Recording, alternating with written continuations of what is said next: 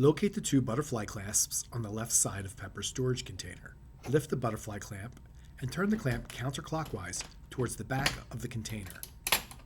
Open the door fully and open the internal box flaps to remove the protective covering by gripping the two cutouts on the cover.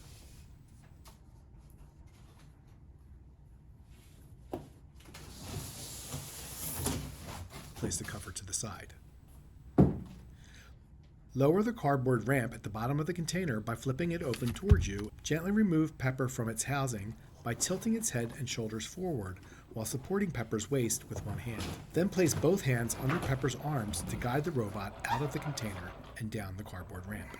Once removed and on a flat surface, bend Pepper's torso into a bowing position, using your knee to position Pepper so that the weight is placed at the rear of the robot. Lower Pepper's head into a bow as well, before releasing its arms to its side. Remove the locking pins from Pepper's hip and base by pulling them, and then place them in their holders located under the rubber flap at the back of Pepper's head.